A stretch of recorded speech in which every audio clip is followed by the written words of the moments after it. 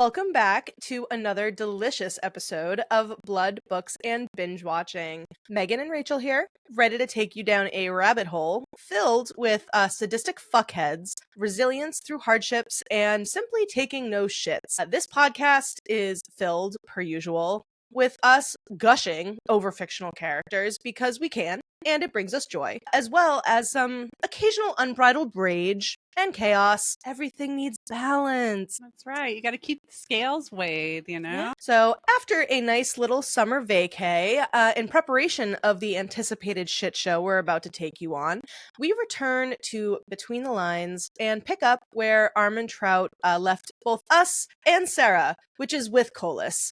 Granted, we're not with Kolis, but Sera's with Kolis, and that sucks, and we don't like that.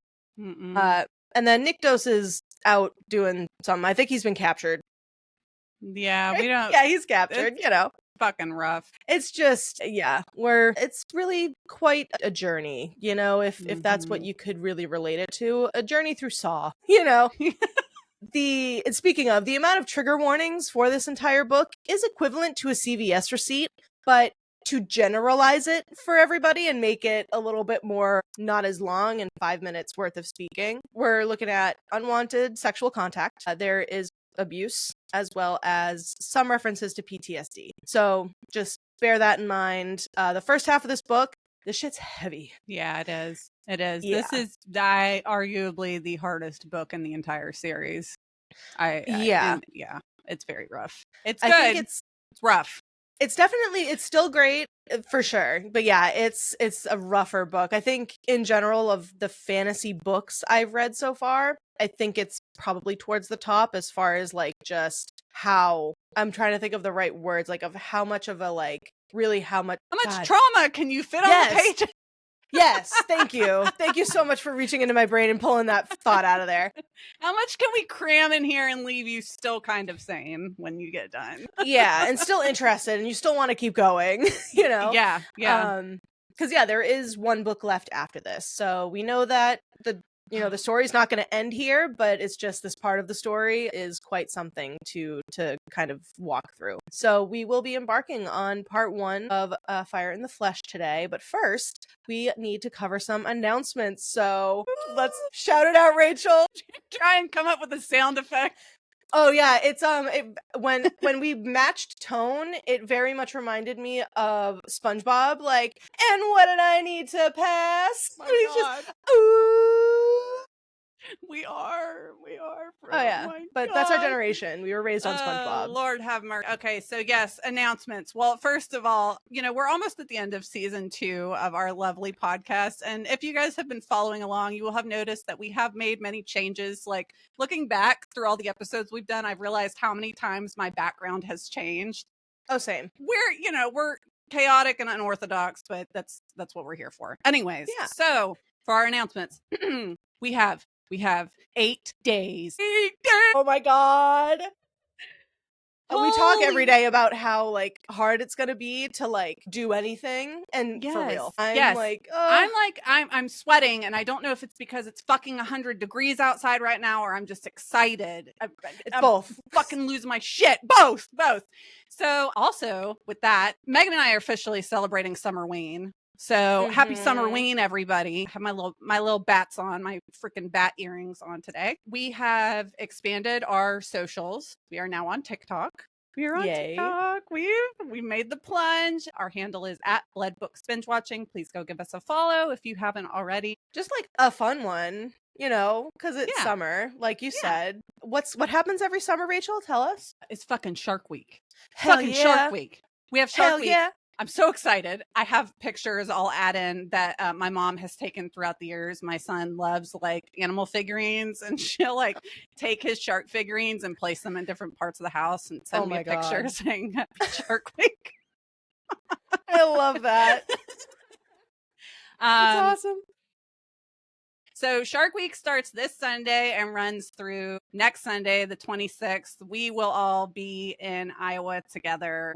And it's actually the 50th anniversary of Jaws. So we may at one point be covering that down the line. We'll have to see. So that'd be a ton of fun because Jaws is such a classic, like pretty much perfect movie. And I've never read the book. So I feel Yeah, like me that either. would be such a cool. It's one of the movies that I just grew up with, and I always loved. And then finding out, like, oh yeah, did you know it's also a book? I was like, what? Yeah. So It's like many. that and Jurassic Park were like that for me. I had no Yes. idea that they were a book. Girl, when we get to Jurassic Park, I'm going to be insufferable. That has got to be. I would have to actually sit down and really go through like my top favorite books of all time that I've read, but Jurassic Park is up there. I already Yeah. know because that book is so freaking good, and then I also just love the movie.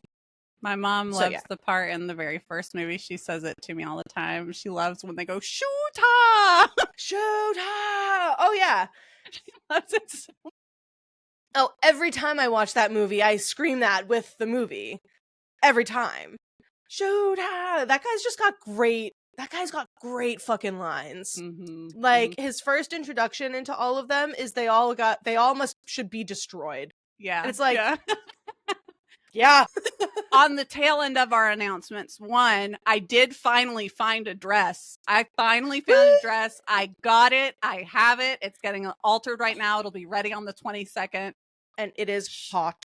I love it. Everyone that has shared their dresses so far looks so good. Our group is just going to look. Everyone at the ball is going to look great. Everyone that's there is going to look great. Yeah. I am biased with our group. Everyone's going to look so good. I feel like we're definitely going to be I feel like we will be the largest group attending together. Yeah. Just what? There's got to be. I think there's like 12 or 13 of us with that many with the partners. Oh yes, with the partners too. Wow. Yeah, we have I didn't two realize men it was folk. that many. I thought it We was have two going of- to be like around 10. We have two of the men folk that are coming with us. Yay! They're all just going to be holding bags on their arms. Like, yes, anymore? Yes, they are. Yes, yeah. Yeah. And then the last little, this is just, I finally watched Sinners. I finally watched it. Megan and I, we can't wait. We cannot wait to get there. But yes, if you have not watched Sinners, please go watch it. Even if you are not normally a horror person, it's so good. It's so worth it. Just push through it. Well, there's jump scares. There's blood. There's not so much gore. It's just a lot of blood sprays. Yeah. Yeah. And that's the horror element, really. Yeah. Like, I don't personally see how it would give someone nightmares, but I also could see how it would give someone nightmares. Right. We just have differently wired brains. We do. But like, it is 100% a cinematic masterpiece. Yes. So good. I have watched this movie now 6 times. I love it. I will be. The latest, like the most recent time being yesterday. Like, I fucking love this movie. So whether it's streaming on HBO Max, which is HBO Max again, if you didn't know, they're no longer Max. They reverted. And then you can also purchase it to rent. I'm sure it's rentable on Amazon Prime. And then also just buy it. Invest in physical media. Buy the physical media. Like, I had a moment today where I was watching an episode of Outlander, because I'm doing an Outlander rewatch, and a house burns down, and as, like, you see it burning down or whatever, I'm, like, looking over around all my stuff, and I'm, like, I particularly landed on all of my DVDs, and I'm, like, I would be so heartbroken. I know. Watching all my DVDs go away. It's like, so you need to go ahead and have them in some type of bag. So I'll get literally fireproof bags. Get a big ass fire safe. No, but in all seriousness, no. Yes, invest in physical media, especially if it's a movie that you love so much that you want to make sure you have to watch over and over and over again. Because if you give up a subscription, you might not have those movies anymore that you purchased. And even Vudu, which is now Fandango, right?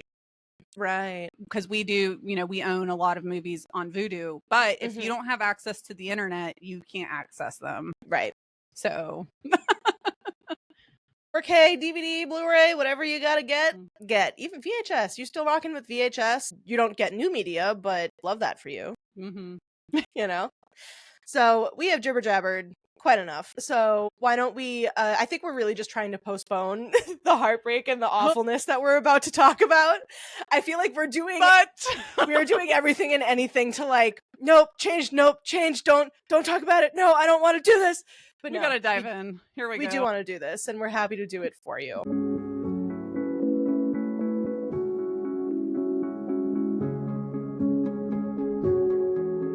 So, Chapter 1, Picking back up right where we left off, Kolis is holding Sera in his sadistic lair, and he is in shock about the news that that's been shared after he bit her. Not before, obviously. Sera carries Sotoria's soul. Big yikes. Because that's like a good thing and also a bad thing, because if he didn't believe that she didn't have Sotoria's soul, that would be a whole different story. So it's like, either way though, it's still like not good. She's captive.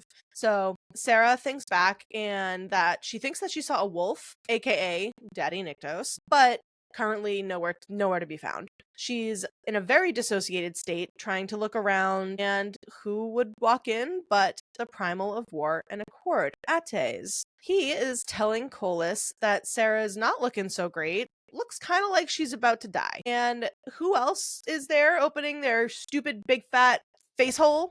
Callum, the pincushion himself.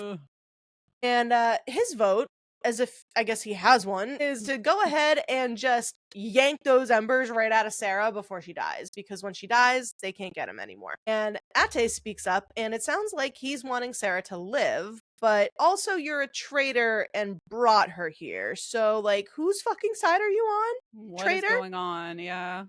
And as Ates and Callum are playing these voices of reason with Kolis, all of a sudden, blood is just spraying everywhere, and there's a Shadowstone dagger in the center of Callum's chest. Yes! What? Okay. Is it bad that we get excited when someone gets... Not when it's Callum. Never. So Sera begins to drift in and out of consciousness, noticing the golden imprint is still on her palm. So that means that Nyktos is still alive. The shadows and smoke solidified in the bright moonlight. What's that, Rachel? Bright moonlight? Who could it be? Now pouring into the chamber. And yeah, who is it? It is Nyktos, in fact, in case you couldn't tell by the squealing. And he's pissed, like big time piss. And Sera sees a crown of antlers, which is pretty badass, honestly. I love that, yeah. So connecting that Hanan is also here as well. So we remember that Hanan is the primal god of the hunt and divine justice. So interesting to see whose side he sits on here. Yeah, I found this interesting that he shows up, because what we know of Kolis so far being like the false god, right? Mm-hmm. And Nyktos is here to save Sera, and then the primal of divine justice shows up to like be on Kolis. I don't know. Right. Oh, God. It's like kind of a beacon of hope, but it's also unsure. Like, yes. Not sure which way this is, but it's another voice, I guess, in the debate. You know? Yeah. So Hanan advises Nyktos to walk away, and obviously he's like, no. So fight ensues there. Nyktos grips the primal under the jaw and tears Hanan's head from his shoulders. Fucking go. Immediately, if you've seen 28 years later, thought of the alpha. Yep. You think alpha, I think predator. Either way, we're ripping heads and spines out of people. And it's cool every freaking time. And it's especially also... when it happens. Oh, go ahead. No, I was just saying, it's cool when it happens to people that we don't like. Right. Not to anyone we like, please. And then it's also worth noting in this moment that Nyktos also rips Hanan's heart out. Who does that sound like, everyone? Castile? A little bit. I don't know why my brain went to Temple of Doom, but it did. So, yeah. Oh! Indiana Jones. Alima. They're all the same. His is a lot less bloody because obviously kids movie ish, but anyway, Kolis then finally lowers Sera to the ground, and Nyktos says, "Get your fucking hands off my wife." Let's fucking go. Oh God. I love that sentence. It just does something to me. It does. Men referring to like their wives like that, like my wife, especially if you've seen Outlander, you know exactly the moment I'm thinking of. I know you haven't seen it, but you'll find out. I haven't, and I'll circle back and be like, yeah, I'll say it's the first season, so once you start it, it won't take you long to get there. Okay. But yeah, it's great. And yeah, so Kolis tells Nyktos that he's going to give Nyktos, quote, a chance to walk away from this, as if he would, because Kolis can't kill Nyktos because the embers of death would then transfer back to him, thus revealing Kolis' long life Khan playing King of the Gods and the Primal of Life. So he's kind of stuck in that. Yeah, it's like Kolis knows that even though he is like the most powerful of all of them, he does know that he still has to play chess, right? Like he knows. Right. So asshole, fucker. Yeah. So the Drakens show up, and Kolis demands Bella's presence, and that Nyktos will stand down and leave Delos. Yeah, fucking right. Like, literally at every turn, this man is trying to make demands, and Nyktos is like, okay, yeah, like, bro, I'm not gonna do that. Yeah. Okay. And yeah, Nyktos point blank also replies, I'm going to kill you. It's like, yeah. Then they start fighting, and it's like, oh shit. And Sera shares that it was incredibly arousing. Same. Same. Yeah, and then in that same breath, Nyktos tells Sera to keep her eyes on him and not move. Oh, yes. Eyes on me. Yes, please. God, that's another one that kills me. Yeah. Nyktos and Sera are lovey-dovey with each other, and it looks like we don't have to wait long for a reunion. But psych, Nyktos is ripped away by Kolis, and now we all have watery bowels. Yeah. Chapter 2. The blame games ensues as Nyktos and Kolis go back and forth over whose actions have led them to this point, blah, blah, blah, blah. Kolis is being manipulative as fuck, per usual. And the back and forth argument over Sera is also related to who Sera belongs to. Yeah. Immediately thought of Jasmine in Aladdin when she's telling Jafar and Aladdin, like, I'm not a prize to be won. I know it's not the same environment, but yeah. Now that would make me swoon too. Hey, Princess Jasmine. Yeah. Oh, for sure. And then a physical fight. So they haven't been physically fighting at this point, I guess. Or maybe they've been throwing the punch here or there, but I guess they haven't really been like beating ass on each other yet. Yeah, it's just been all verbal, like peacocking. Yeah. So now they start throwing hands, and Sera attempts to get involved, but Ate stops her. And then Sera responds by pulling on his hair. Hell yeah, fight like a girl. I love that. That's right. Ates tells Sera that she's the only one Kolis and Nyktos will listen to right now, and she's the one that has to get them to stop fighting. And to that I would be like, oh my god, stop fighting over me. But we hate Kolis, so it's not even like it's cute, you know? I was going to say, leave it to a woman to fix everything. Oh my gosh, wow. Ongoing trend. Sera begins to willingly tap into the embers and feels herself actively control the ether, saying that it was just instinct, ancient, and primal. She feels the essence throughout her body and feels the power when she says stop. And what does that mean? Means she's using fucking compulsion. She is is using compulsion on their ass. Yes. So with that, Kolis and Nyktos are at full attention, not in their pants, and everyone, including us, are in shock that it worked. So Sera tells them that if they don't stop fighting, she's gonna slit her throat. Oh my god. That'll get their attention. I did also think... Yeah, I did also think when she's using compulsion, I think of in Dune when they're using the voice. Oh, the voice? Yeah. That's exactly what I think of when they're using compulsion. I like that. Yeah. That's cool. I'm going to picture that from now on. So, Kolis says she will do no such thing. Nyktos is pleading with her to put the dagger down. So that plan officially backfires because Kolis pulls a Houdini and just completely smacks the dagger from Sera's hand straight into Nyktos' chest, into his heart, actually. Fucking fuck is going on? Oh my god, we're in chapter 2. Chapter 3. Yeah. It's just like JLA is like doing the meme where it's just like, keep holding my hand, keep holding.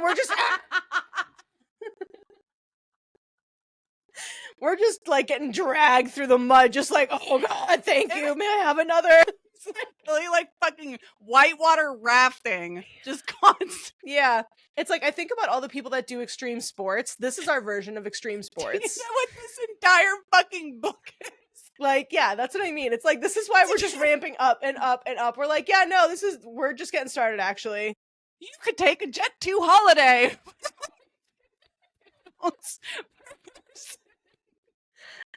Yeah, oh my god. Chapter 3. Chapter 3. We have a content warning for you. So yeah, we're gonna speak on some assaults as well as violence here. As if there wasn't violence in the previous chapter, but it's okay. So yeah, that just happened. Are we all still breathing? A little bit? Okay, great. Nyktos falls to his knees, tells Sera to run, and she moves towards Nyktos, but her legs just give out from underneath her. Kolis proceeds to grab Nyktos by the hair and flip him backwards, and Sera is pleading with Kolis to stop. So he shoves his foot down on the hilt of the dagger, deeper into Nyktos, and Ates attempts to talk Sera down. It's like, Ates, shut the fuck, no! Talk her down? Not the time for this. Are you kidding? Yeah. And then Kolis then removes the dagger, only to then bring it back down and stab Kolis, or stab Nyktos over and over and over again. Like, traumatic. It's really rough. It's really rough. Awful. Like, even just like plain old, like, we love Nyktos, like, it's great. But honestly, to get this description of what's happening in any context to any character is like, you're cringing regardless. Even if this was being done to someone we didn't like, it's still just like, fuck. It's still, like, that's a lot. So Ates breaks through Kolis' rage with the mention that he will lose his Greca if he doesn't stop. It's like, Greca. It's his trigger word. Yeah. Yeah. So Sera hears a whisper of Sotoria within her and feels pins and needles all over kind of her flesh. And then she blacks out. So Sera finally comes to, and her memory of what just happens begin to kind of come back to surface. And whose voice does she hear in this moment but Kolis? He tells her that she'll live as long as she is who she claims to be. As her vision clears, she realizes they're on one of the beaches of the Stroud Sea, and she sees what appear to be sea wren in the water. And so these creatures are bodies of half flesh and half scales. So we learned about them in the last one because we had the whole joke of like how JLA is slapping us across the face being like, yeah, you thought. Right. We're like, okay, sorry, okay, Siren are the sirens, all right, okay. So Kolis calls for Phanos, not Thanos. I really thought it was going to be Thanos. Every time I read it, I do think of Thanos. And yeah. So Phanos is the primal god of the skies and seas, and basically Kolis threatens him to save Sera's life. And so Phanos suggests that Kolis make Sera a revenant, and please no, don't do that. Yeah, horrible. So Kolis then responds to that suggestion as that is only death reborn, and I cannot risk her soul being stolen away in the process of the rebirth. It's like, oh. So Kolis, even though I don't know if it's worth mentioning, but now we know that Kolis knows the whole process of the whole soul capture, etc. Right. So Kolis threatens that if Sera dies, he will destroy Phanos' entire court. And I'm like, he'll do it. He's done it before. He's not fucking bluffing. No, and so Phanos is like, okay. He takes Sera to the water, and it begins to kind of like circulate, and he shares with her that they're in the water off the Triton Isles. He says, water is the source of all life and healing, and the sea wren born here carry that exact source within them. So Phanos, it's rough. Phanos brings Sera underwater, places his mouth on hers, and breathes into her. And one by one, the sea wren proceeded to do the same. And she notices them sort of like floating upwards after they breathe into her. So then as Sera returns to the surface, she sees all of their bodies floating on the surface, and they're dead. Just pause for a minute, because that entire sequence, like we're really getting a gauge at just how horrible Kolis is, right? He literally went to Phanos and is like, I need you to save her, and he sacrifices his entire, well, I don't know if it's the entire of his people, because Kolis said he'd destroy his whole court. That is just fucking heartbreaking. That they, it's just heartbreaking. And it is like, they're just like at their, primal god's orders, just like, gave up their lives unquestioningly, like, okay. And that's that. Like, it's awful. So we start now chapter 4, and Sera asks Kolis why he did that or made them do that. And he responds that he will not allow her to die. Yeah. And I guess on one more note with that, I just want to emphasize how incredibly fucked up that whole process is, because the embers that she contains literally compel her to heal. So Yeah. the more, tying into more of Sera's complexity of her character and her journey and the struggle that she deals with, she is literally being given the force that she is trying to heal. And that just fucks with me so much. It's like ultimate spiritual psychological warfare. And I just had to get that, it's a great point. And deep breaths. It's like American Horror Story spoilers for Coven. When, oh my God, I forgot her name, the witch that loves Stevie Nicks, and she's trying to heal the bird. Yeah, do you remember? The actress is what? Is the actress Lily something? Yes, Lily Rabe. Is that her name? Yes. Yeah. That's the actress. Where she gets stuck in her version of hell, and she keeps reviving the frog that she's being forced to dissect. That is literally what I picture when Sera gets into these situations. Yeah. Oh, that's such a good comparison too.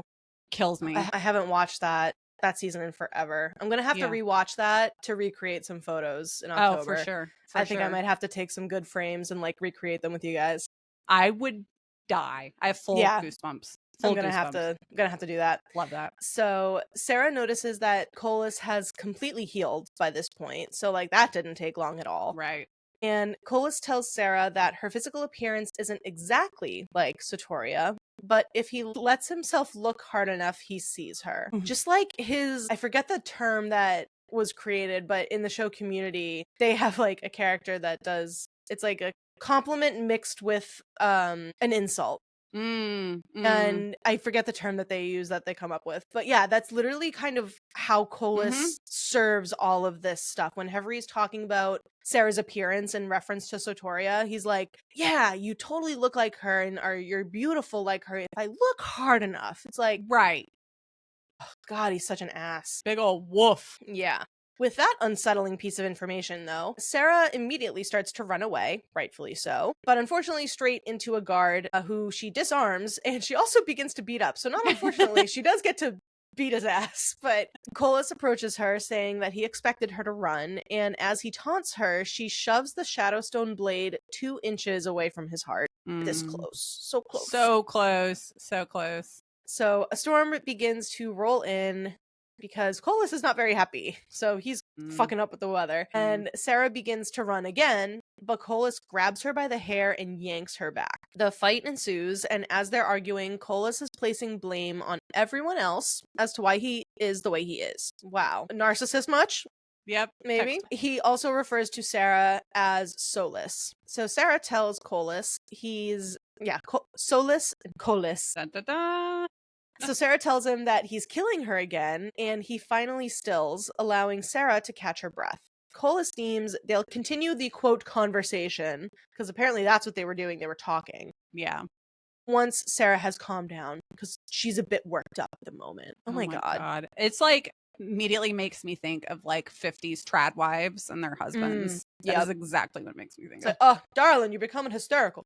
Yeah. Like, oh, fuck you.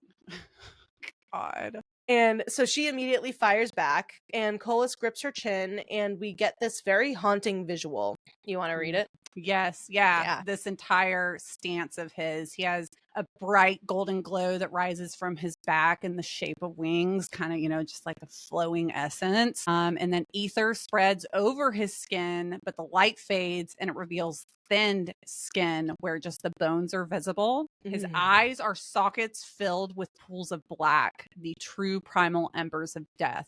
I remember reading that for the first time and like having a visceral reaction on being genuinely terrified of this character. It was in this moment, I was like, oh, I hated him before. Like I thought he was an asshole, misogynistic, whatever. This part like genuinely terrified me. Yeah. It's like, it's the exact opposite of what we get with Nyktos, where it's like when we get his description and kind of like even though it's shadowy like death, it's still more lively than it's like the beautiful aspect of darkness. Exactly. Yeah. And Kolis is literally the exact opposite of that. And it's so interesting because it's such a good representation of how he's the true primal of death in his soul. He is the primal of death, not the primal of life. And his true form kind of shows that, Absolutely. I completely agree. Yeah. And I got I got a visual in my head and I thought it was from a movie or something, but I never was able to figure out where it was from. So I wish I could have found out. But it like came into my brain and I'm like, is that just me thinking about it and creating it, or did I see that? I don't know. But either way, terrifying. I agree. Unless here, I'm gonna ruin it real quick. A less terrifying version of him would be the slab episode from Courage the Cowardly Dog. Oh yeah, I could totally see that. The slab. I think I also no, because that wouldn't be right. I almost thought of the cereal, but it's a completely different description. Oh yeah. I just heard bones and I'm like, oh, cereal. I'm like, Right. really. That's incorrect. Anyway, Kolis then uses the compulsion on Sera, saying she will not talk back or fight him. Yeah, and the last part about this is it's worth noting that when he's talking to her, he's like right in her mouth, like just crossing all of her boundaries. So like using the compulsion to where she has no control over her autonomy at all, and he's just in her space. But the one thing that Sera can do is think still, and she has this thought of, hopefully if I did vomit, I would do it in his fucking face. It's like, hey, out of all of the possible scenarios that could happen and how awful this is, hopefully at least that's one positive thing. Kolis finally warns her that if she is in fact not his Greca, it will be catastrophic for not only Sera but everyone she cares about. That's not ominous. Yeah. Chapter 5, Sera's back in the gilded cage and Kolis is gone. And now she can tell that the compulsion is lifted because she kind of she has more control over her body physically. Yeah, it's described in here like it's psychologically, it's the beginning effects of, like I had just kind of said, of her not having control over her own autonomy. But yeah, she like describes it's like a pins and needle feeling almost, I think is what she compares it to. Kind of like if your foot has been asleep and you're trying to wake it back up. Yeah. But Sera does like remember, like she recalls their return and how Kolis was just like hovering over her while she was paralyzed. I just really love JLA's description in this entire scenario on how Sera is just like visibly in shock, and she just describes it so well. Yeah, and she continues to the entire way through. There's so many different layers of what Sera's, going to be going through, and then in part 2 when we come out next week with this, like and then seeing, obviously without spoilers and all of that, and then seeing like I guess how she recovers and deals with all of the things that are to come. So she feels the embers begin to throb pretty violently inside, and she hears some cracking. So it's like, what's that? And then she noticed that the floor has started to splinter, and the floor is also made of shadowstone. And Sera's emotions are triggering the essence to break through the cell that she's in. And she realizes that the essence is responding to her feeling of not being able to breathe. So like the embers are kicking up and starting to kind of ramp up because she's kind of starting to go into a panic attack, pretty much. Yeah. So she begins to talk herself through this panic attack, and whose voice does she hear but Nyktos's, walking her through the steps to bring her back down and kind of level out her breathing. The weight of everything begins to sink in, but Sera has a really beautiful full circle moment, and she recognizes that even though Nyktos' plan wasn't the best approach, she does in fact want to live. She says, I just love this entire piece of dialogue. I thought it was so good to include in here, because the truth was I didn't want to be the kind of person who sacrificed everything, their life, body, autonomy, and God's damn soul, for everyone else. Everything I'd ever dealt with, my mother's coldness and the feeling that I was somehow responsible for my father's death, the fucking years of loneliness and having to carry the weight of a kingdom that didn't even know I existed, let alone my name, my duty in being oh so careful and catering to Tavius' fragile ego, the sense of bitter, festering failure, everything I'd given up, family suppers and kinship, friendship and companionship, knowing what it felt like to be wanted for who you were and not for what you could do for someone, being known, included, spoken to and acknowledged, having people actually know that I fucking existed and was real. I did all of that because I had to, never because I chose to. I'd never had the choice to choose myself. Now I would. I was choosing to fight. Oh my God. I love it. I think that everyone can relate to pieces of that on some level. 100%. I agree. With that, we go to chapter 6, and Sera begins to take stock of her surroundings, and she gets an A+ because what's the first thing that she looks for but a weapon? Because usually they're not doing that. Right. And 4 trunks later, that she's kind of diving through, and all that's been found are lacy night slips, of course, and like gossamer garments, but no undergarments. Gross. However, it gets grosser. The last trunk that Sera finds, dicks in a box. Glass dicks, actually, to be specific. Kolis has fuck tons of dildos. They're all shapes, all sizes. We hope all colors, but they're all glass, so who knows? As if we couldn't love Sera anymore, she takes one and breaks it in half. And because, hey, it's made of glass, it's gonna be sharp now, you know? Yeah. She also goes to touch the bars of the cage, and she feels like a little zap. But when she took out, like, the dildo, I just could think of Neighbors 2 when they're fighting each other with their dildos that they made to raise money, and they're just like making each other suck off their dildos. It's so funny. I love that movie so much. It's so good. I love those. I mean, the second one's not as good, but it's still good. It's still really funny. Yeah. So taking in her surroundings, Sera notices the furniture is chained to the ground and the throne faces the bed. There's also a chair that faces the tub. So obviously, Kolis is a blend of Patrick Bateman, Jeffrey Dahmer, and Buffalo Bill. How? I don't think Kolis makes skin suits, though. No, but not sure about Buffalo Bill. You know what? I think, okay, I was thinking because he's like, you know, he's got his prisoners at the bottom of a well, and I guess, yeah. I don't know, intrusive thought. Patrick Bateman is spot on. 100%. Like I think you could have stopped there. Because also Jeffrey Dahmer, not so much either. He's not eating them. I love the inspiration. I love the dedication. Patrick Bateman's spot on, though. Patrick Bateman, yeah, I do think of the scene where he's like, what's the band name? Huey and the Boys? Oh, Huey Lewis and the News? Oh, yeah. I love that scene because he's driving an axe into Jared Leto's fucking head. But so we'll redact that statement. Kolis is a inspiration of Patrick Bateman. Patrick Bateman's 100%. If anyone goes to Miss Willa's opening shop, will you guys please ask JL? Did you take inspiration from Patrick Bateman? Which, I mean, I haven't read the book, but my friend has read the American Psycho book, and she said that it was like, the movie is dark, the book is darker, even more fucked up. So we'll discuss among the two of us if we want to. I definitely want to cover the movie. Yeah. But we'll discuss if we want to go that deep into the book, because that's a tough one. Yeah.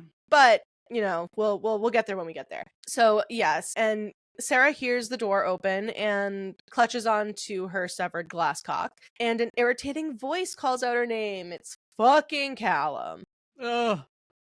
And that unfortunately, we're going to have that cadence with him a lot during this book. Sera acts like she's asleep, and he approaches her, leaning down to see if she's breathing, and then, bam, she stabs him right in the throat with said severed schlong. Yay! She then roundhouses his ass, and it's quite satisfying. She beats his ass. She straddles him, and then stabs him in the chest, searches his pockets, finds a key, and then locks him in the cell. Love it. So Sera's out of the cell, she's escaped, and is making her way across the chamber when the embers start to hum. She reaches the door that leads outside into the hallway, but instead hides against the wall. The guard, which is a god, mind you, he enters the room and sees the mess, and then Sera strikes again with said weaponized cock, and he goes just straight into the back of this man's skull. It's great. Yeah, and she's very satisfied with telling him that there is a glass cock in the back of his neck. Oh yeah, because I am sure that there are so many gods in, especially Kolis's realm. I can imagine them being homophobic. You know? Oh yeah, 100%. So just like the extra being like, yeah, there's a dick in the back of your throat. How do you like that? Sera sees a hallway surrounded by palm trees, as well as another door and wall made of gold and marble, noticing small fine cracks that have formed in it. She's debating essentially on what path to take, where to go, where to look for Nyktos. So she heads for the door. As she makes her way through a few more rooms, the one that she ends up in is filled with the Chosen. They begin screaming as they look at Sera because she's covered in blood, in case we might not have remembered that. And so she takes off. Like, just imagine, like, all these sheltered Chosen, and then Sera just busts in and she's covered in blood. Yeah, and she even tries to talk them down a little bit. She's like, no, it's okay. And they're like, no, it's not. So Sera then takes off, fleeing down another hall, and it lands her straight in a room full of orgies. There's a massive orgy happening. So she peels out of there, and wanders down another hallway straight into a room that smells like very metallic. What follows metallic? I'm sure that you can understand what metallic-y smelling thing we're about to run into. The answer's in the name of our podcast. It's almost like this is why we're reading these books. There's plenty of it to go around. So this room has a very different tone. Creepy headless statues, rusted furniture, and there's a woman straddling a man that's begging for help. Okay. Great. So Sera goes to assist, seeing the man has clearly been bitten, and the woman, who we quickly learn is definitely some form of monster, immediately reacts, and the woman tells Sera that she smells like life and immediately tries to latch onto her, begging to let her feed. Another man enters the room, getting Sera's attention, and she pulls a sword on him, and it turns out that this is a Draken. So he goes to disarm her, and Sera remembers that she can use the embers. How convenient! It is so badass. She forms a thunderbolt from the embers, and it's so cool. And the dude from earlier that had been bitten shows back up, and now he's a Craven. And we learn that the woman that bit him was not a Craven. She's something else entirely. Great. What the fuck? Love that. This man charges and crashes into Sera, taking her down, and she throws him off as he charges again, the guard severs his head. So it's like, okay. Sera then feels a hand on the back of her neck and is immediately out. She is blacked out. She dreams of her lake, and she sees a wolf, more silver than white, and that is laying on the bank, watching her. Chapter 8, Sera wakes back up in the gilded cage, and Kolis is here. He shares that he's been watching her sleep.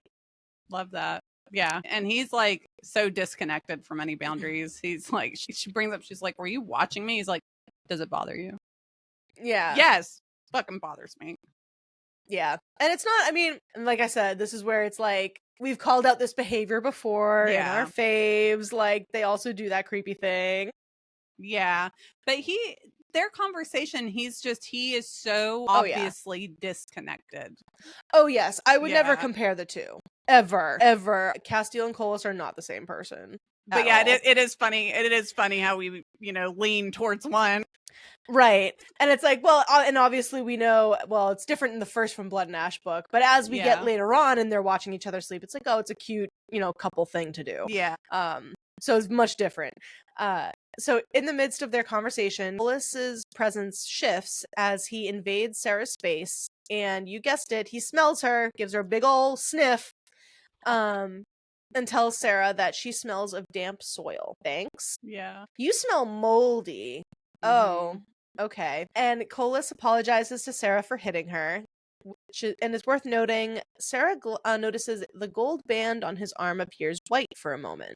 Weird. Kolis is telling Sera how he's displeased with her for trying to run, but that he's not surprised, referring to Satoria's past. Sera claims a foggy memory, but shares that she does know how he treats his, quote, favorites. He justifies his actions with the savior complex, and we just gag. Big gag. Big old gag. Continuous gagging.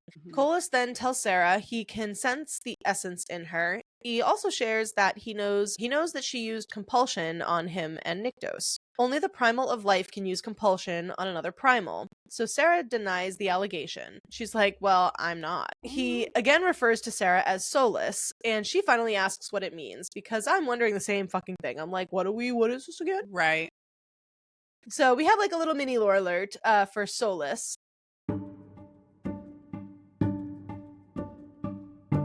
This word is the language of the ancients and primals. So remember that the ancients are the first primals. They prophesized of the being that would wield the supreme power of both life and death. Ko translates to hour, and lis translates to soul. So Kolis translates to our soul. So relates to my, lis translates to my soul, so lis, my soul. And as I was rereading this, I will have you know, a couple of weeks ago, I went into the thread for this book on the server, and I said, oh my God, Solus is where Poppy lived, the kingdom of Solus. Shit, you're right. How the fuck did I never connect that? And everyone was just laughing.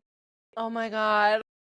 So things we forget, honestly. Like, yeah, I was like, as I was doing the reread, mind you, I'd already read this book before. oh yeah, But doing the reread for this, it hit me like a fucking brick. I was like, oh my God, what has happened? What happened between now and Born of Blood and Ash to create the Kingdom of Souls? So we have that to dissect when we get there. Why is it named that? What we the gotta know. fuck? What we the must know. fuck? Anyways. Let's hope we find out either this book or the next book. Okay, because if we don't get an explanation at end of Born of Blood and Ash, I'm gonna end up in a fucking padded room. I'm hopefully going to be going to the Miss Willa's bookshop in December around the holidays when I'm down visiting family. Because I totally didn't realize, like, for some reason I thought it was in North Carolina, not West Virginia. Mm-hmm. And I have family in Virginia, so I'd be staying down there. And my sister's like, it's literally an hour and a half away. I'm like, my God, I love okay, that. Well, we're going. Love that. Love that. So I wish I could go with you. I'm so sorry. That's okay. We'll go right. ourselves though. Yeah. Yes. So I'm gonna hunt her down. I'll sit out there all day if I have to. Be like, when is JLA coming? I need fucking answers. I need to know, actually. Maybe we can send like we've already joked about sending a list of questions with our friend that's going to the opening weekend of the thing. I'll be like, can we just like give you this to just ask her some questions? So with this explosive lore nugget though, Sera weighs all of the information she knows up to this point. She reflects on Sir Holland's role in her life and ultimately what will need to happen in the end in order to save Nyktos, the Draken, everyone in general. You know, she thinks they all deserved a life worth living. It's like, yeah, they do. Sera determines she's going to free Nyktos and will once again turn into the blank canvas in order to work the situation with Kolis to her advantage. So we're kind of reverting back to book one, Sera, essentially. She's recalling on all of those old, I guess skills, if you can call them that. You know, that she's kind of honed over the years that was prepping her to kill Nyktos, when in reality, maybe it was this all along. She also realizes she doesn't remember when her last period was. Like, that is an interesting piece of information to just lay on us, okay? Yeah. When I can sniff a fucking pregnancy trope from anywhere. I'm like, as soon as you drop a nugget like that, when it's totally out of context, I'm like, oh, yeah, I see that. We see you. Yeah. I'm like, you think you can get past me? No. And I'm sure everybody feels this way reading a pregnancy trope. Like, it's very blatant the majority of the time. It's either I realized I hadn't bled in a while. I wasn't bleeding on time, or I woke up and I started to feel nauseous all of a sudden. I'm like, what's this? What's this? Yeah. There's magic in the air. What's this? I was like, wait, there's magic in the air. I'm like, can you feel the love tonight? That's not what I was thinking. I was thinking nightmare. I'm like, wait, what's that song again? So she hides the key that she's stolen off of Callum earlier as she hears the door to the chamber start to open. And chapter 9, who walks into the room? Callum. Is he still injured? Absolutely fucking not. Sera asks him where Nyktos is, but did we expect to get an answer from him, Sera? Did we? Callum and Sera have a heated exchange here.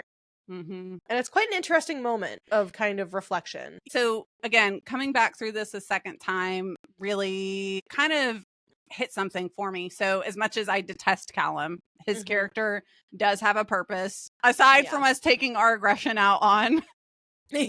I found it interesting because what we know about him so far is he was turned into a revenant, obviously to this point, thinking against his will, right? We don't really know the full background of his transformation. Regardless, he is a servant to Kolis, right? Yeah. He is Kolis' servant and he cannot die. He can't die. And I thought that was a little bit of a mirror image to Sera and like Sera's life never having been her own. So you have Callum serving Kolis and Sera having served her mother. I just found it was very interesting because their exchanges are always very like tense and like I just thought that was an interesting reflective moment for them. Yeah, we're getting little peeks at the layers of Callum, and I really wish that we could ignore them and just be like, no, he's just a poo-poo awful head and we hate him. He's not a person under there. Yeah, he's important. He's got feelings. He's sentient, you know. Sera reflects on how Callum had fed intel to Calliope, her own mother, on how to kill a primal, so that's where this all originated. He shares that he's been watching her for years. Creepy. As the banter continues, if you can even call it, it's not the cool banter, it's not the cute banter, it's like the hateful banter. Yeah. Callum grips the bars of the cage, but doesn't show any signs of being affected by them. And it's very telling of just how disconnected he is from like any range of emotion or physical like feeling. So we can assume that he's just actually physically not feeling the burning, the zapping, whatever unsettling or like unpleasant sensation that, you know, touching those has. He also shares that the one thing Kolis cares about more than his Greca is being the most powerful primal to ever exist. Wow, who's got a tiny dick? I need to be the most biggest primal to ever exist. Does it sound like anybody that is in the news all the time? Callum says servants will be coming into her chambers, but Sera will move to her left and she is not to speak to them. If she does, Callum will kill them. It's like, whoa. Okay. So he does just that. Sera does not move to the left when they enter, so he snaps the neck of the first chosen. And fuck. Yeah, and then she has this moment where again she feels the embers compel her to heal and she can't. Like she's having to deny like the natural reaction of the embers. It's like can imagine that's really hard. The chosen finish out their duties and leave, and Sera realizes all of the guards are gods, and while they could have harmed her yesterday, they didn't. And as Callum leaves her chambers, Sera realizes he is an unkillable god. You think? Yeah. You're realizing this now? How many times have you stabbed him, tried to kill him, and he's unkillable? You get that now. Okay. Yeah. Anyway, Sera finally gets in the tub to bathe, per Kolis and Callum's request. And she does have, you know, the PTSD from taking baths in this moment. Doesn't help that it's not in a safe place either. Yeah. That the PTSD in that moment is really heavy.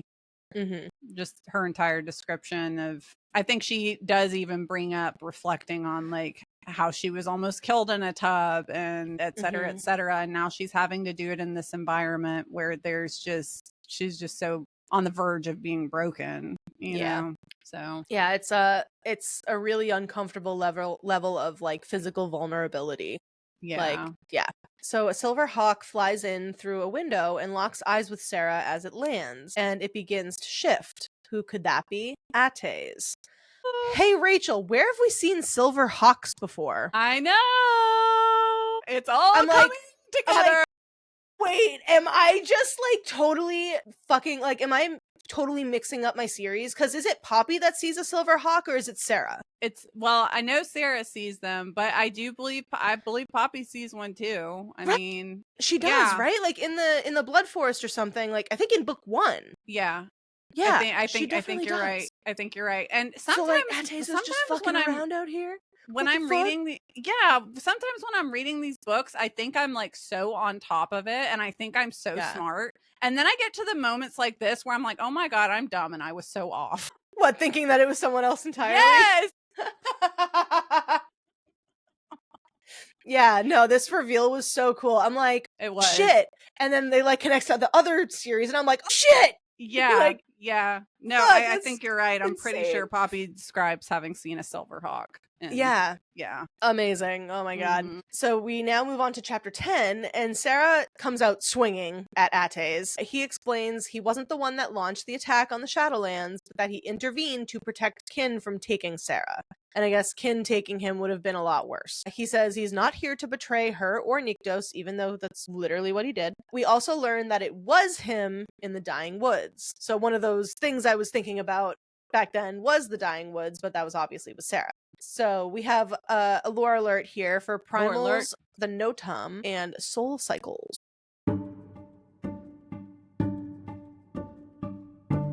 So we learn that all primals can shift. Ethos, his form was a wolf. Kolis's form is a hawk, and primals cannot sense one another when in their nota forms, aka the animal that they find themselves most connected to. So then we get this term, Kora, which is an extension of the primal that takes a nota shape, kind of like a familiar. So, like an example, unique hawks, if that makes any sense. That's exactly how they're described.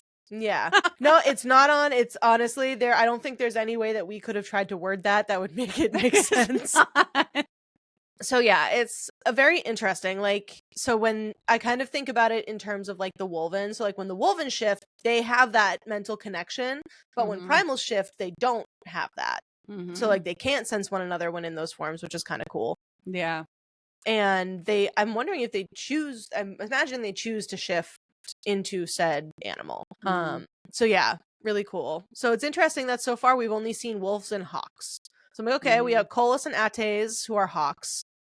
And then Ethos and Nyktos, who are wolves. So I hope we learn more about those later. The Primal Notum, which we know of from Blood and Ash, is a bond formed with the animal that the primal takes the shape of. It's common under Ethos, but impossible under Kolis. Ates shares that the cell Nyktos is in is located in the Carcers. He also tells Sera that if she were to escape from the cage, that he would help her get somewhere safe. His loyalty lies with the true primal of life. And Sera says Ates has, quote, a real fucked up way of showing his loyalty. Sure does. Adobe, for sure. And there's a bit of a Joker moment here where Ates shares how he got his scar. You want to know how I got these scars? Which was caused by a bone of an ancient. And essentially, Kolis took out losing Sotoria on literally everyone, including children. So when Sotoria died, he was like unrelenting. Ates brings up that he knows Sera is not Sotoria.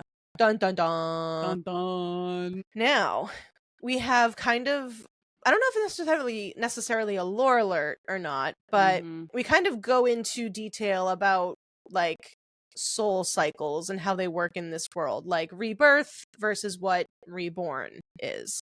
Sera does not look or speak like Sotoria because Sotoria's soul was a return, not a rebirth. If that makes sense. So rebirth involves the souls of those who have not truly lived, but reborn is like starting over. So if Sotoria's soul was reborn, Sera would be Sotoria. We following. The rebirth is kind of like if you die in a video game and you respawn. That's what I think of. Oh wait, maybe reborn is like respawning. Reborn is like respawning, I would think. Okay, yes. Because rebirth is so it's full-on souls of those who have not. So no, because it involves the souls of those who have not truly lived. So that means that it's souls that never got a chance. So I think of like a miscarried child or something. Yeah. So they are rebirthed like that. Got it. But either way, like rebirth, reborn. So born is just another like tense for birth, isn't it? Like, it is. Oh God, JLA, that's making it so complicated. It is. Dude, I spent like 30 minutes on this section just trying to figure out how to format it. Yeah. Kind of dissecting this is like is so like nitpicky. Yeah, because then you have this next part. Megan, lead us into the next part. Because then there are those reincarnated who have memories or dreams of who they once were, though that's usually reserved for victors. So, but Sera's situation with having Sotoria's soul inside of her is not supposed to happen, but it's possible the Ere could have intervened, which is not supposed to happen either. So, but then we know that victors, when they are reborn, they don't remember their history. They only remember their history when they die. Yeah. So it's messy. Yeah. It's messy.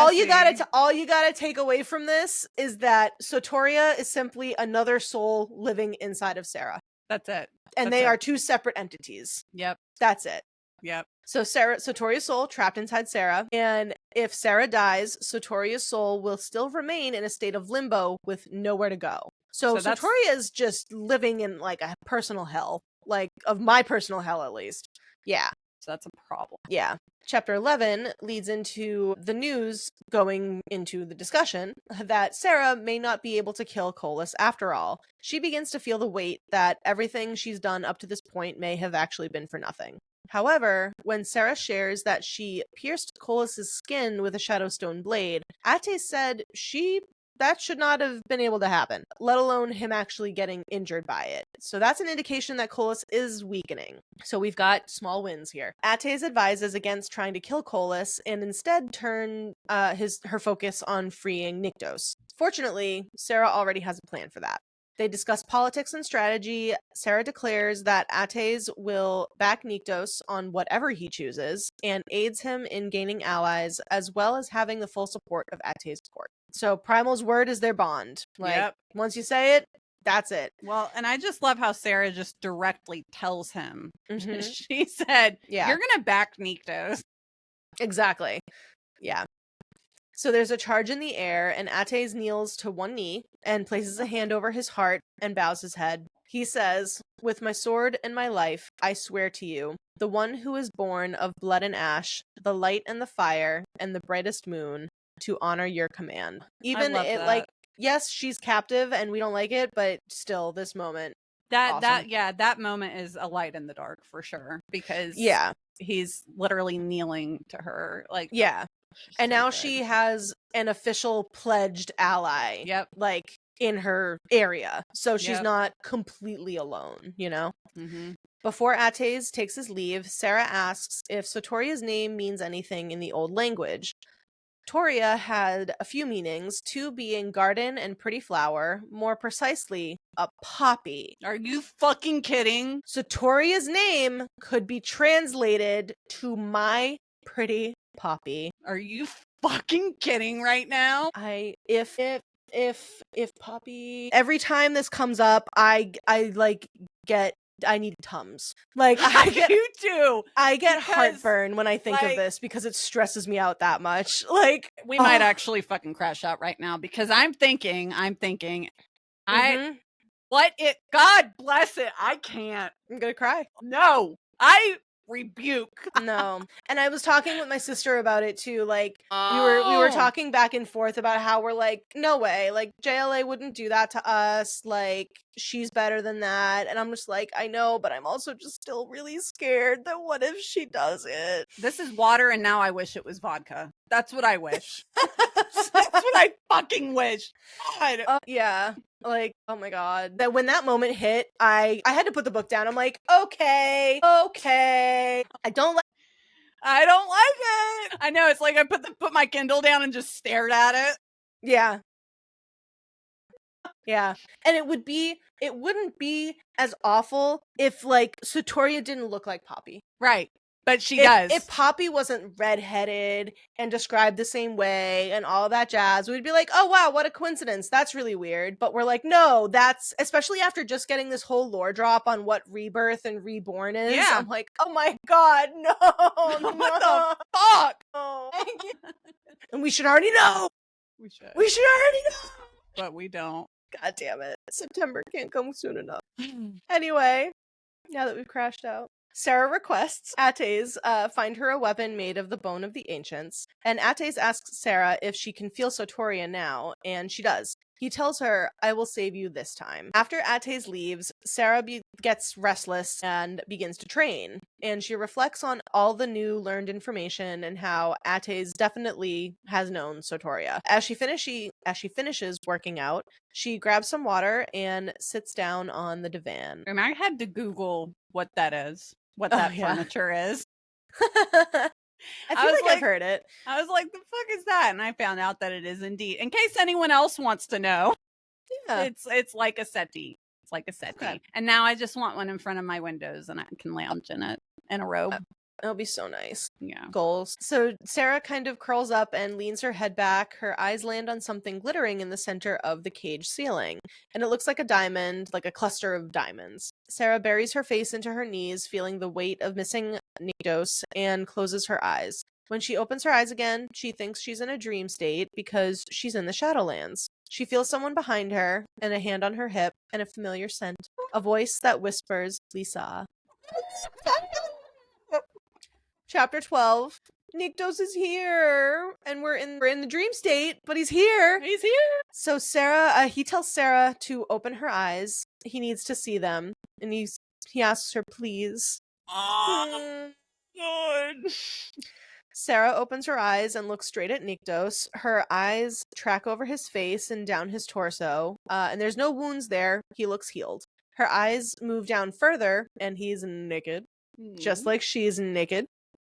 So where do we think this is going to lead? Nyktos asks if she's come to taunt him in his dreams, so both of them are surprised at this happening. They're like, your dream. Weird. Yeah. Okay. He dreamt that he could hear her calling his name and that she was in need of him. He tells Sera to touch him so she knows she's real, and so she runs her hand down his chest and they kiss. Then he says 36, referring to her freckles. Fucking can't love him so much. Yeah. He says, I had to count them just to make sure they were all where they're supposed to be. It's so cute. They realize they may not have much time together in this state, and Nyktos says he misses her. Sera tells him, don't miss me, love me instead. Oh, let's go, girl. Yes, they begin making out, and Nyktos' hand wanders from her boobie down between her thighs. Sera gives the magic words of I need you, and it is on like Donkey Kong. It's on, yeah.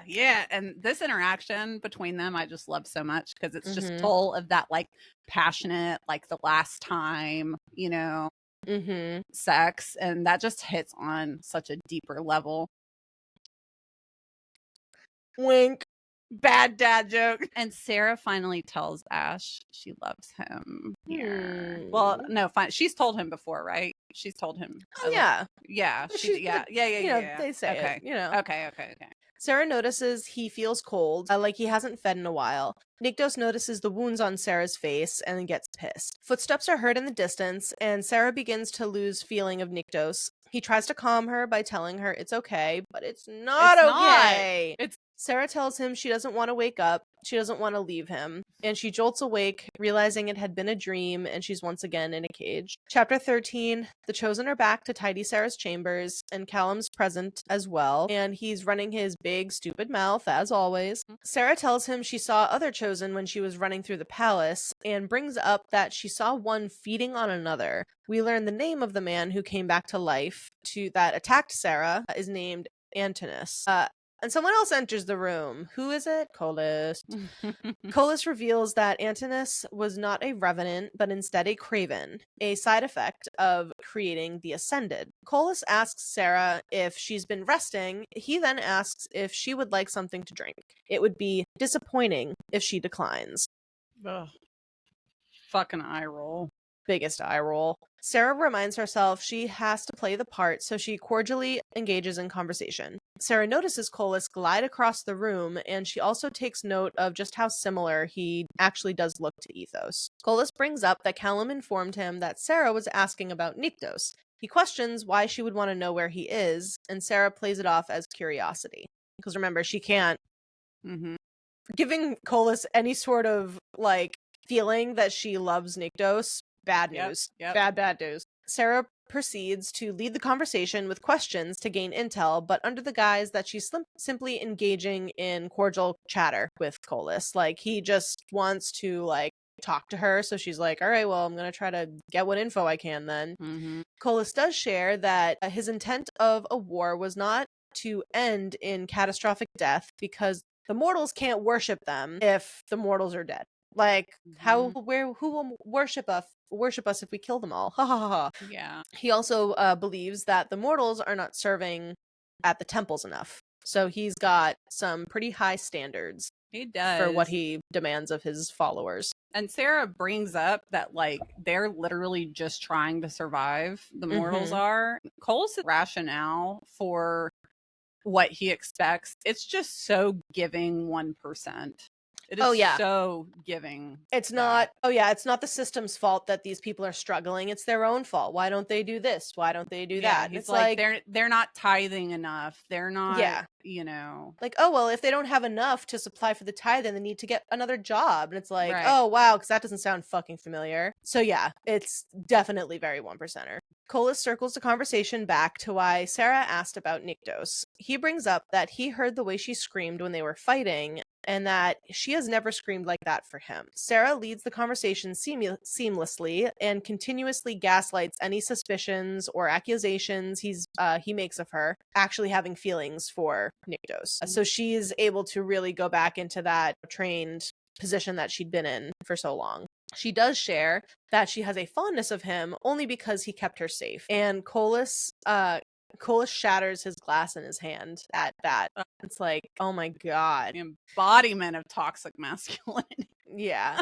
But it's like, at the same time, I'm like, oh, well, if this were reversed and she was talking about like Nyktos, about, oh yeah, well, he was keeping me safe by holding me hostage.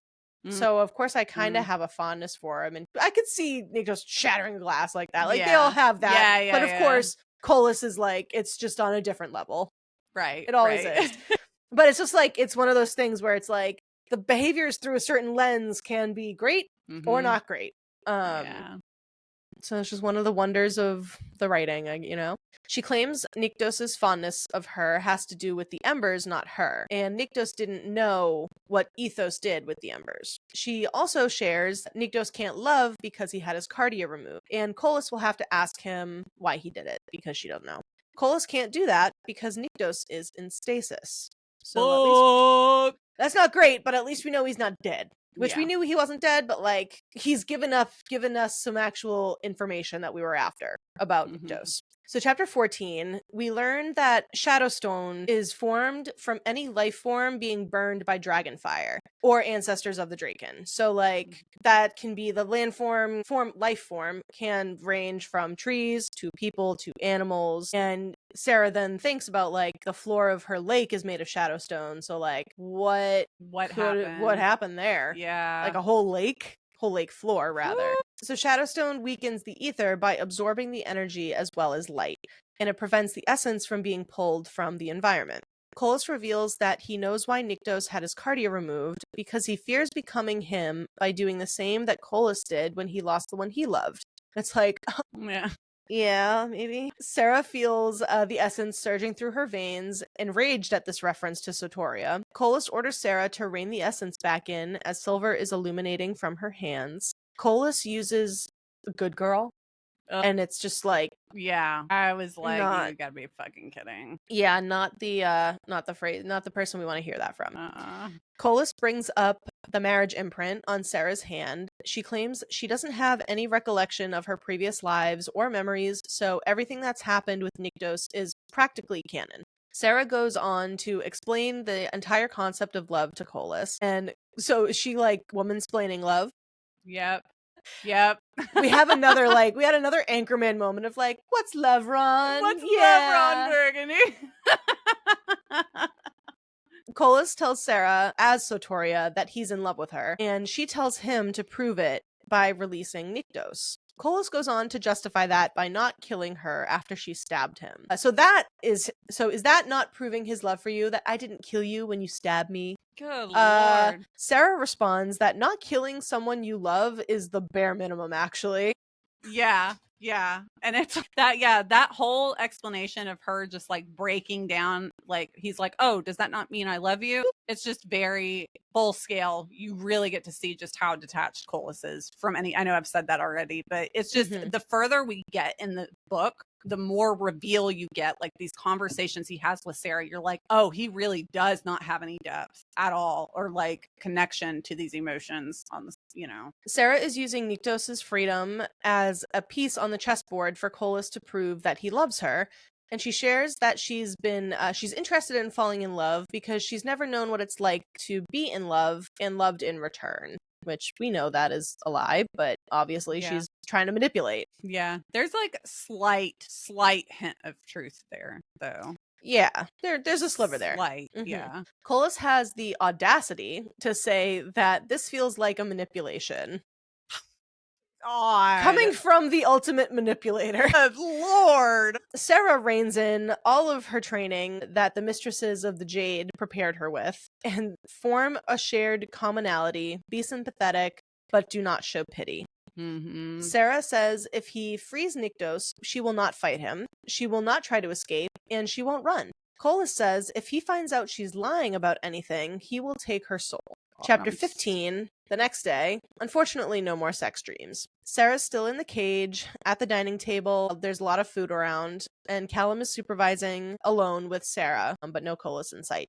Callum insists that Sera needs to eat, and she asks if revenants need to eat as well, and he informs her that they do not need anything to survive, actually. Callum is also questioning Sera on what she's going to do when Kolis finds out she's not actually Sotoria.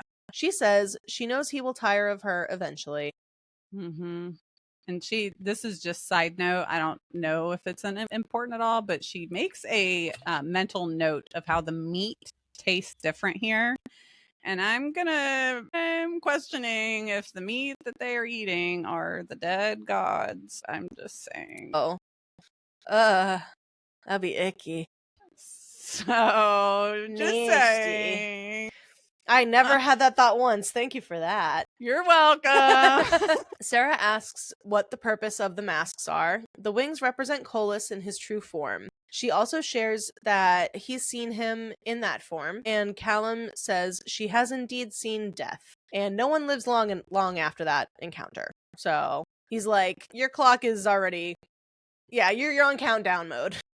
Next day, a chosen has dressed Sera for the day, and her hair is styled. She's got some makeup on. Kolis arrives wearing a crown of swords, so he's peacocking the fuck out of something. Mm-hmm. Kolis advises to Sera, do not engage with those who enter the chamber. The guard Sera saw when she tried to escape, Elias, enters, as the other gods are then brought in.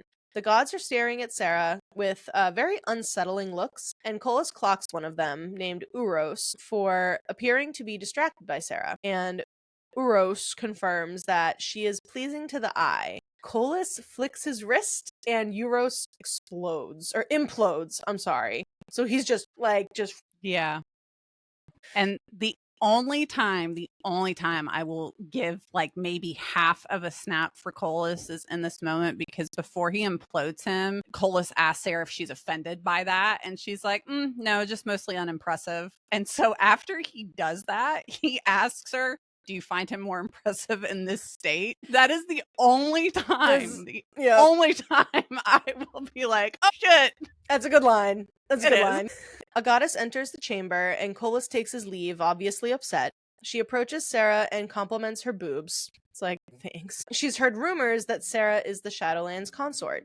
The goddess tells Sera the Sun Temple is located in Terra, which is a neighboring kingdom to Lasagna. So there's no good or bad news for the current state of Lasagna, but we know Ezra is okay for now. Elias calls to the goddess, we now know is named Demetria, and he summons her out. She tells Sera she was at the coronation ceremony. So it's like, oh, bitch, you know what happened. You know this is unlawful. Yeah. Kolis returns. Sera's grossed out at the thought that he may have left to, release himself. Icky. Kin walks in, and he's here to talk about the Shadowlands. Kolis says they can speak freely in front of Sera. Nyktos' forces are refusing to move until he's been released.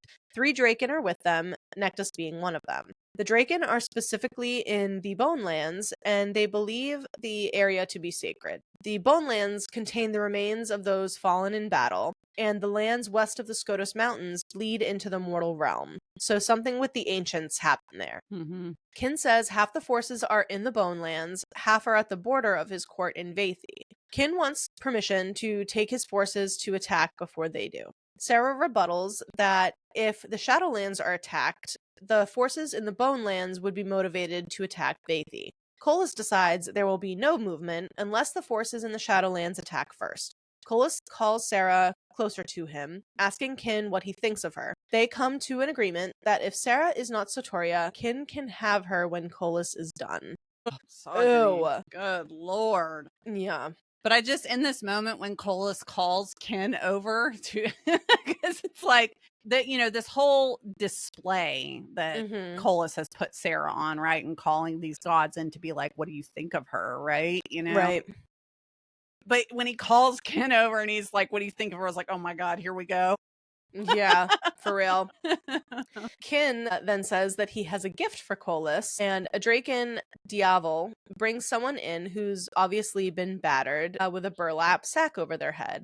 Kin removes the hood, and it's Rain. Fuck. No. Shit. Chapter 17. Rain is in rough shape.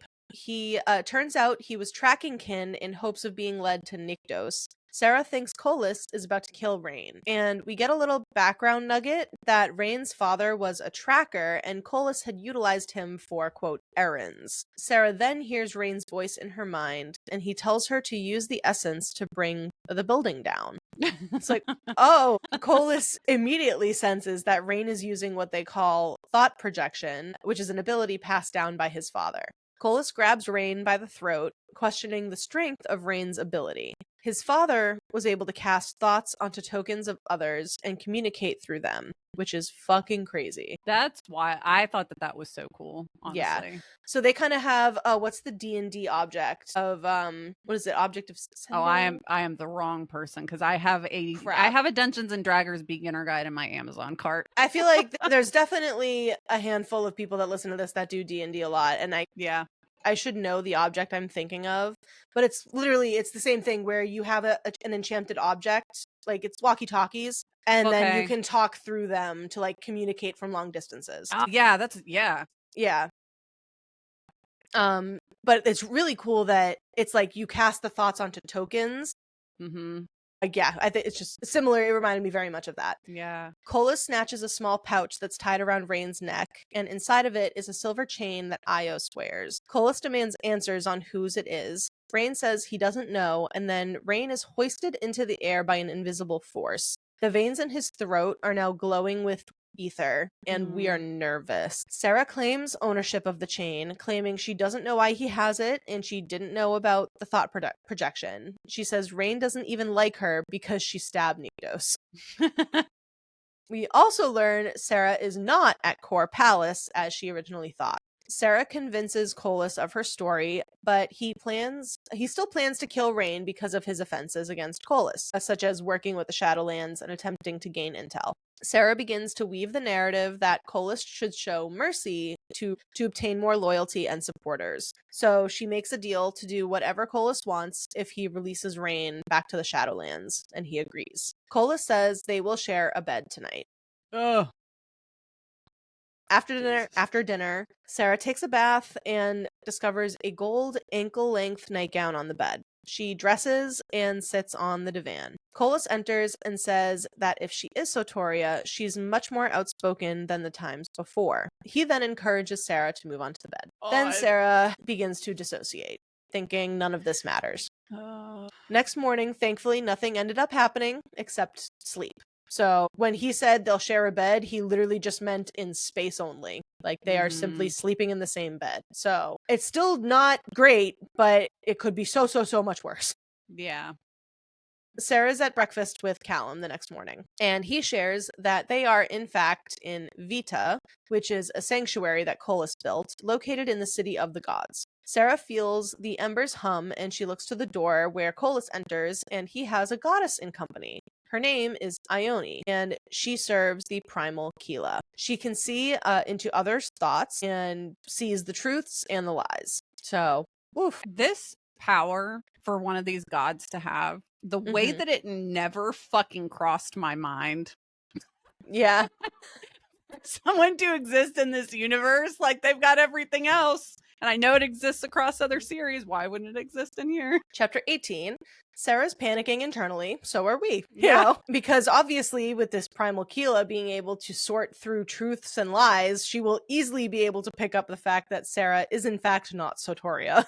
So Kolis orders Sera to sit, asking why she seems nervous. And reflecting on Tarek, Sera says it's been done to her before and it hurt. Kolis uses compulsion on Sera to look at him, ordering her that she will sit and not fight. Ione bites into Sera's wrists and then, by drinking her blood, begins to kind of sort through Sera's memories and sees kind of a mix of everything. When she snaps her head up, she says that Sera carries Sotoria's soul. She is her. And Kolis asks if Sera loves Nyktos. She confirms what Sera has already told Kolis, that she just wants to love and be loved in return. In this moment, I'm pretty sure I reacted in our thread like, wait, so is she actually Sotoria? I don't understand. What's happening? WTF. I don't get it. So I'm like, now I'm being fooled. Now I'm being gaslit. Final book. Yep. Callum claims Ione is lying, saying that Sera does not look like Sotoria, and Ione says that doesn't mean shit, so fuck off. As Ione takes her leave, she refers to Sera as consort. and Kolis claims the coronation was invalid because it was not recognized or approved by him, which is technically correct, that it was never approved by him, but it's stupid that they needed his approval anyway. Kolis now fully convinces himself that Sera and Sotoria have physical similarities. She gives a faint smile at him, and he takes that as a full invitation. Typical fucking man, right? Yeah. Kolis moves closer to Sera, holding her, and tells her how he's waited centuries for her. Sera asks if now Kolis will be free, or if Kolis will free Nyktos, which immediately changes the tone of the room. Kolis' skin begins to thin, and he sinks his fangs right into Sera's throat. Chapter 19 will throw up a trigger warning here as well for some like physical contact against someone's will, unwanted contact, you know.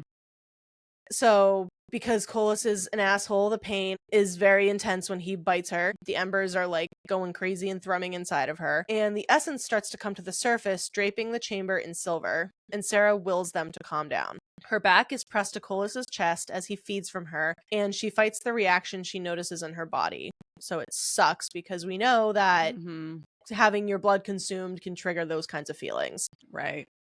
And the physical feelings, I should say. The pain subsides, but she realizes she cannot fight him off. She focuses on her breathing as she looks up to the group of diamonds overhead.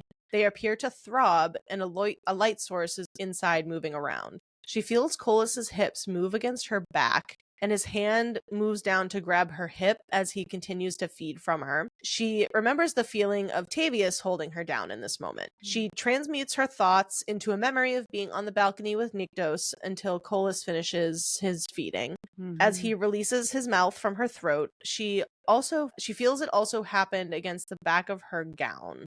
Nasty. He justifies this action with, "I was just overcome with emotion. I've waited so long for you."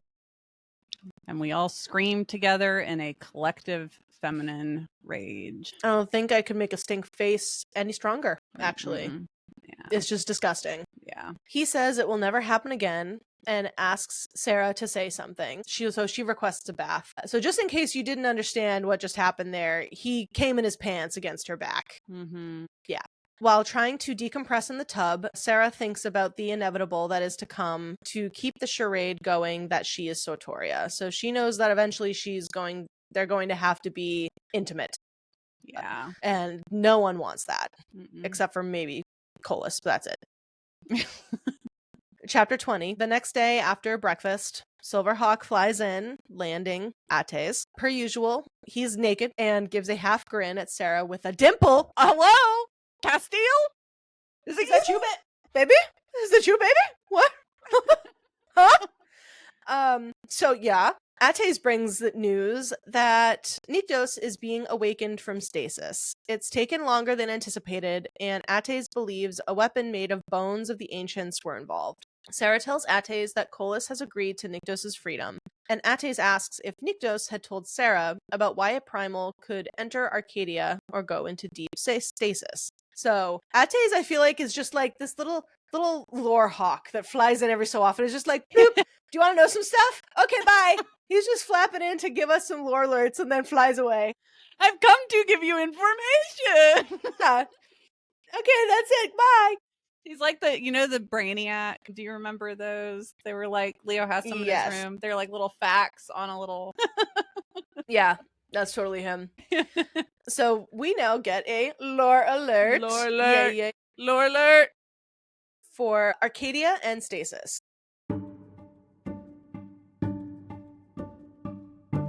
So, primals will enter Arcadia when they tire of their existence. Like, damn. Honestly. The amount of people that would be in Arcadia in this day and age. I am tired of our existing. Let me just go to sleep for a while.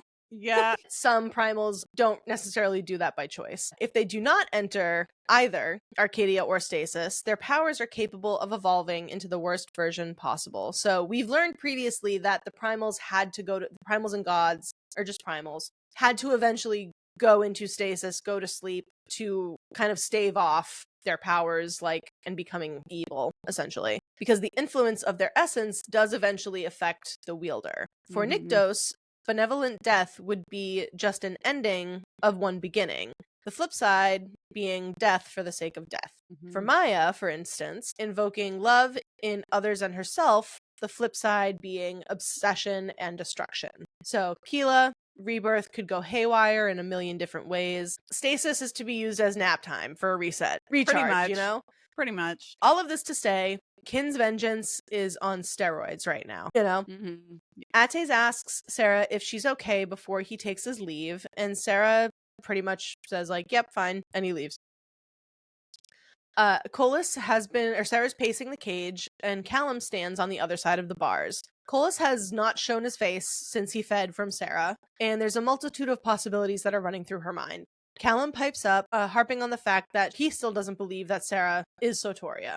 Callum says the truth is Kolis was trying to save the realms until his focus shifted to his Greca. Sera brings up the argument of how what's happening with the Chosen is a justification of creating life. Mm. Callum also shares that he knows Ione lied about what she saw. Sera once again promises she's going to kill him. And unfortunately, we know she is unfortunately not going to succeed in that because he's still around years and years and years later. A storm begins to form outside as white mist falls in.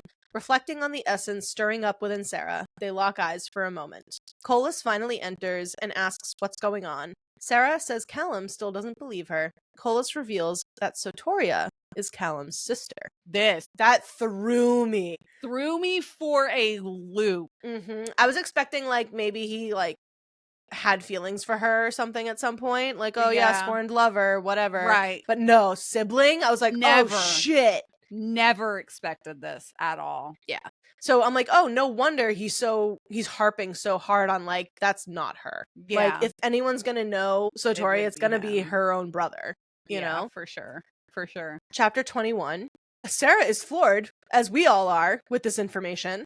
Callum tries to call her bluff, and Kolis dismisses that because Sotoria's soul was reborn, she does not carry her memories. And Callum takes offense to Sera comparing him to Tavius. She says, if the shoe fits, lace that bitch up and wear it. Yes. What a great love line. That. I love that. Awesome. Kolis explains Sotoria's family tree and what happened. Guess what? Another lore! More lore alerts! There's a plenty of them.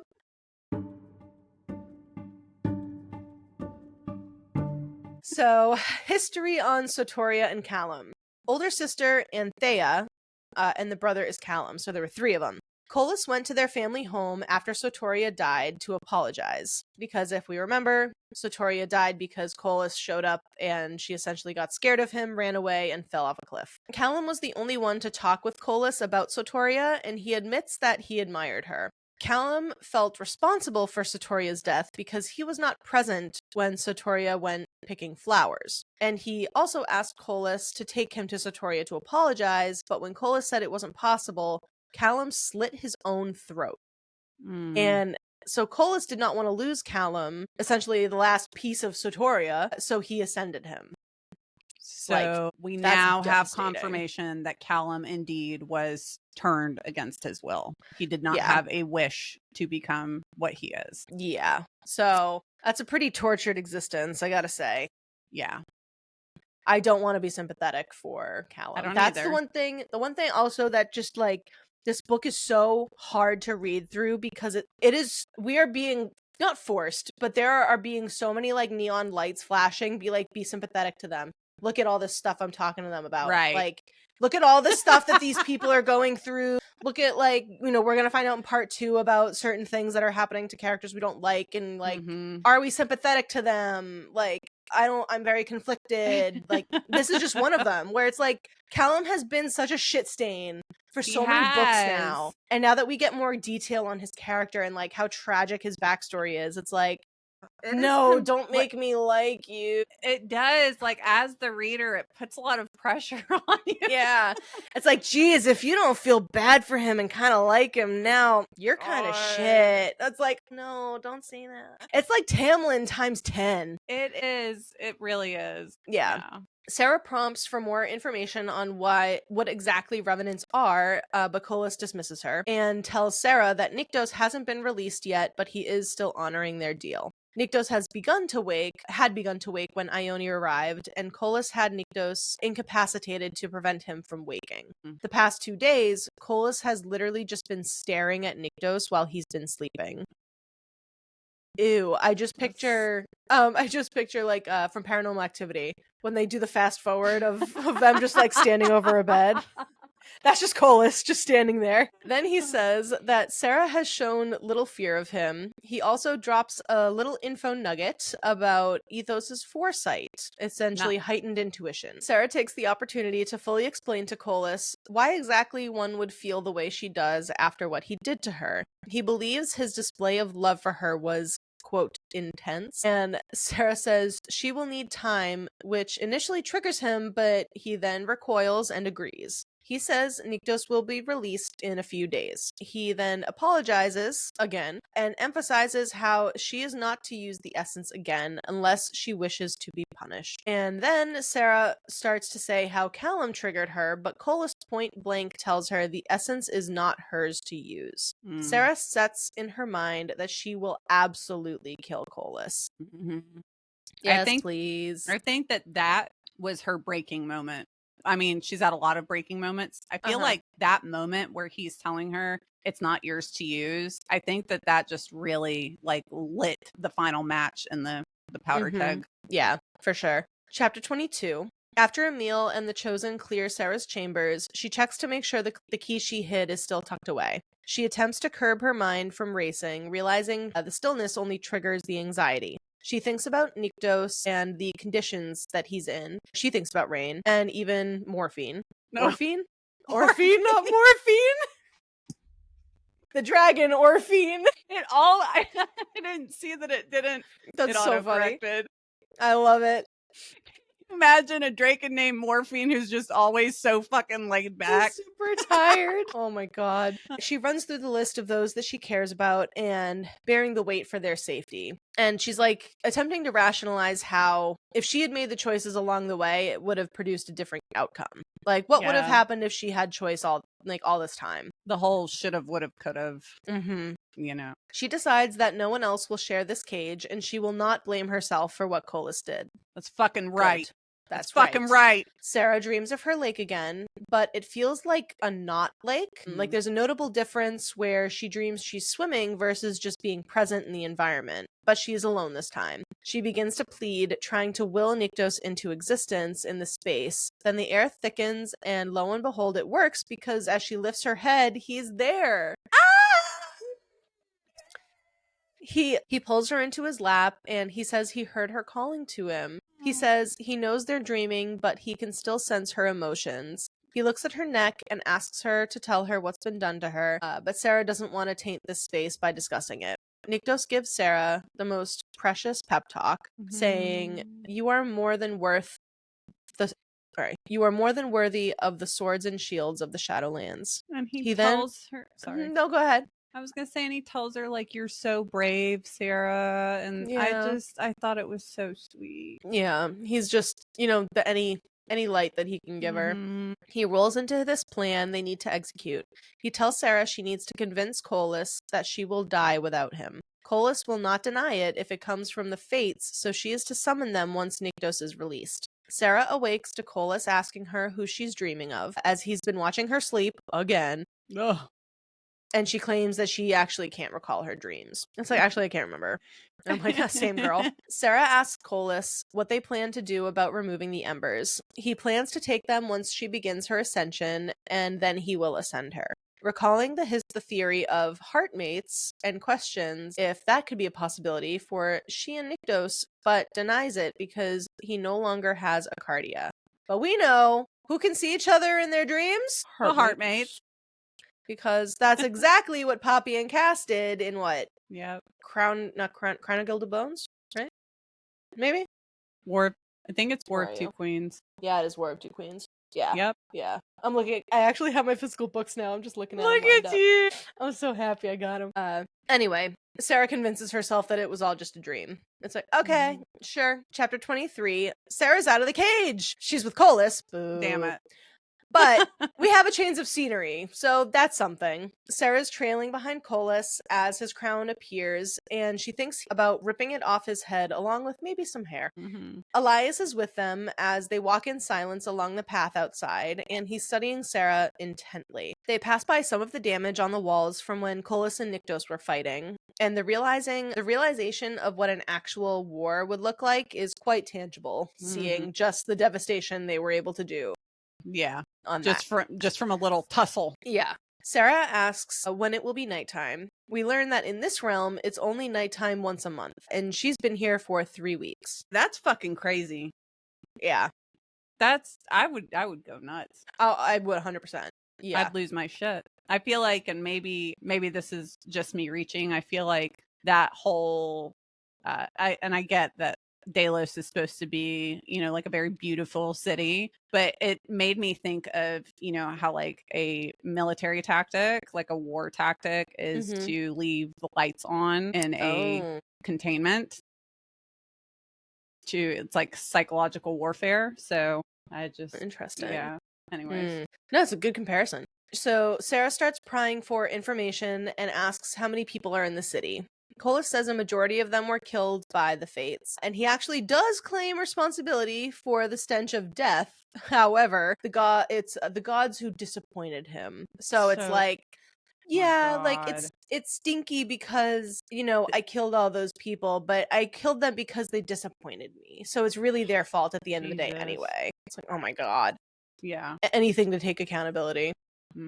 As they finally approach a building, Kolis instructs them to wait, and walks ahead. Elias advises Sera to be careful of how she speaks to Kolis to avoid setting off his temper. Talk about walking on glass. Right. They arrive at a hall, and a noise is heard. What could it be? Another orgy. More orgies. Kolis notices a shift in Sera's expression and asks her to elaborate. She says she's not uncomfortable, it's just a lot, which it's like, yeah, I'd probably be the same way. I'm like, I'm not judging. Like, hey, you guys do you, but like, right. It's a lot to take in this She's moment, like, she's like, it's just a lot of sex. Yeah, exactly. Kolis says that his presence is what draws it out. He says, what do you think the living do when they are near death? Not a primal of death, but true death. They give in to the desire to prove that they live. And Kolis talking about fucking makes Sera want to stab her eardrums with a dagger. And yeah, same, babe. Yeah. The big golden doors have a symbol of a wolf on it, the same one that Sera saw on the floor the first time that she came to Delos with Nyktos. Kolis asks Sera if she's okay, and she admits that she's nervous about whatever crowd awaits. They enter the Grand Hall, which has an open ceiling, marble and gold pillars, circular room.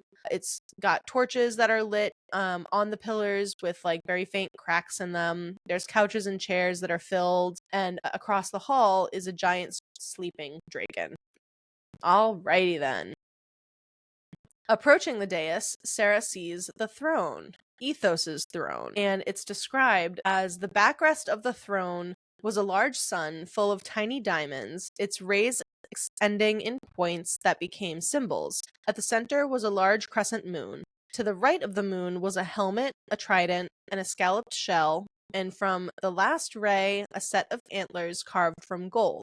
To the moon's left, the rays ended in a cluster of many branches and leaves, a serpent-wrapped branch, another helmet, and finally a small jade tree.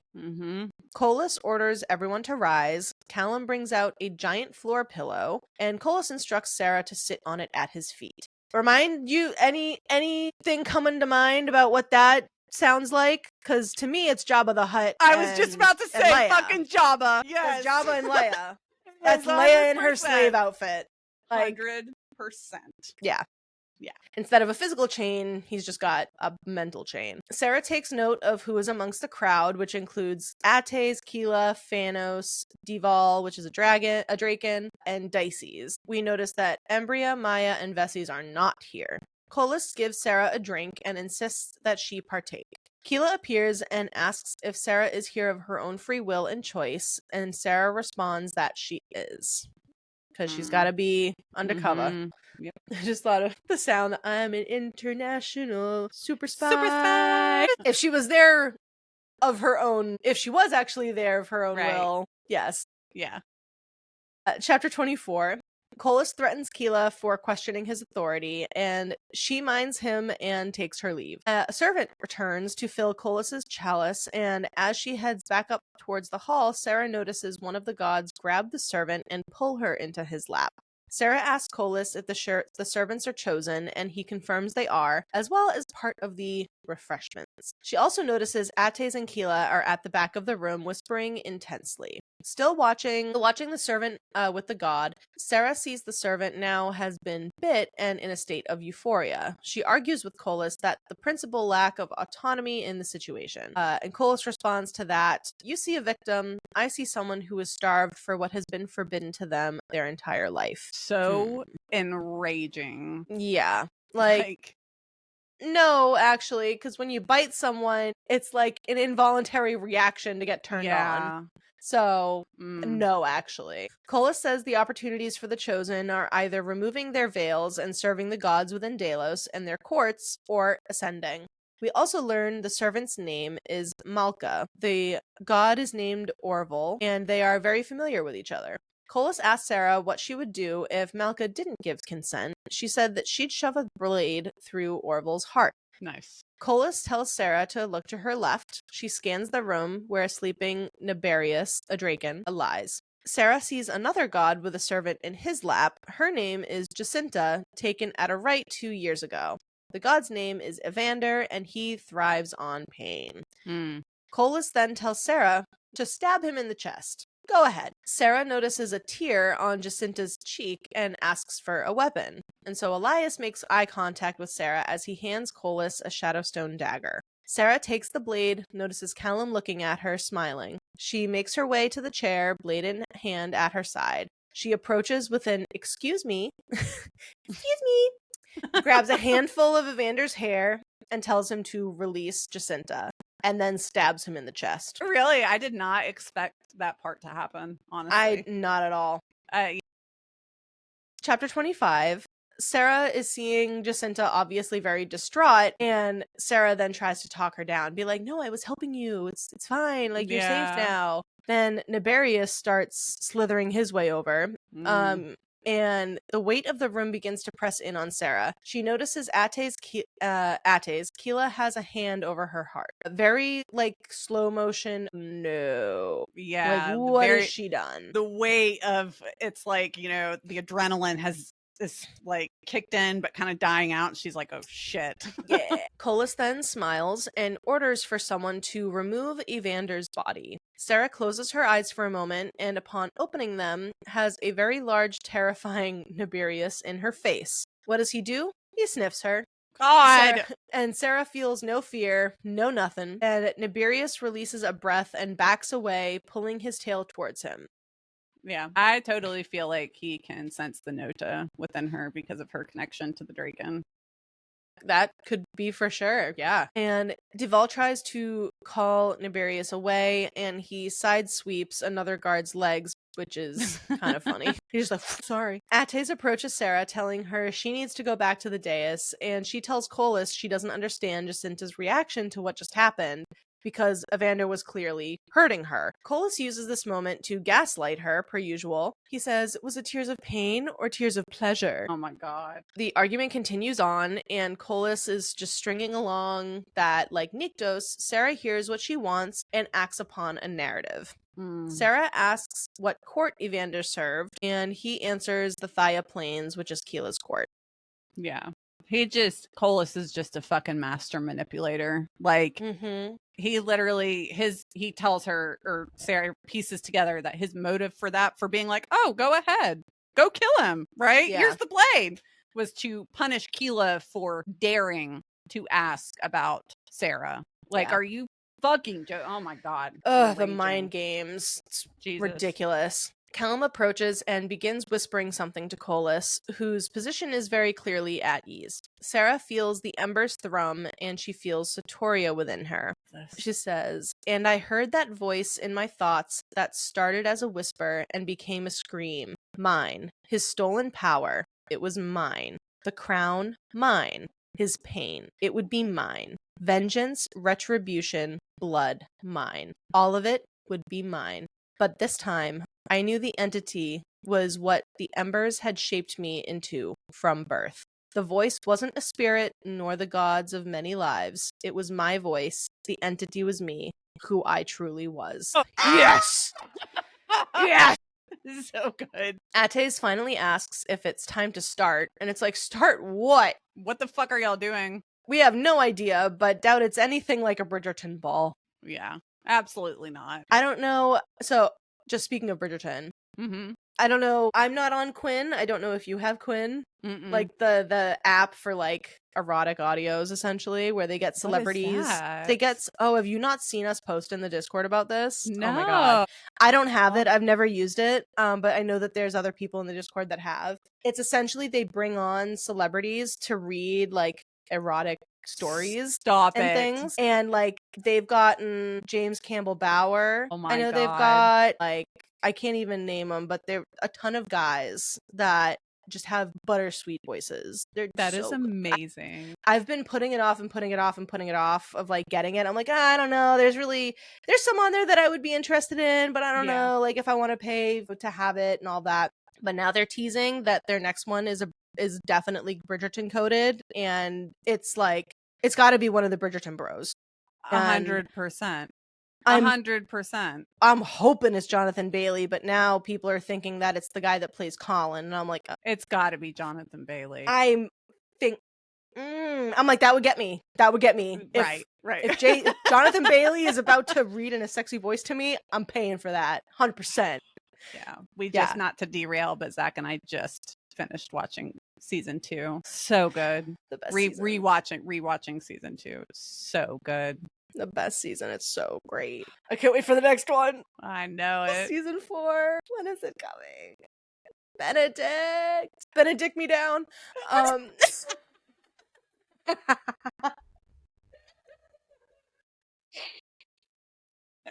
that was great. Feral for him. So now court is officially beginning, and it's very different from how Nyktos usually runs it. So two gods named Sera and Emmaus, I'm going to assume is how you say those names, approach the dais. Emmaus approached the dais. Yeah. Sera has accused Emmaus of cheating at a game of cards. How fucking petty. Right. And, Emmaus defends himself, claiming that he's been consistently loyal to Kolis, and Kolis deems Sera disloyal and snaps both of his legs, and then all of the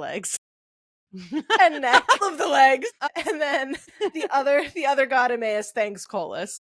Jesus. Like, he literally, the only reason Kolis snapped all of his legs was because fucking Emmaus, which one? Emmaus? Yeah, Emmaus was the first one to say, I have been loyal to you. Yeah. It's like, who's the first?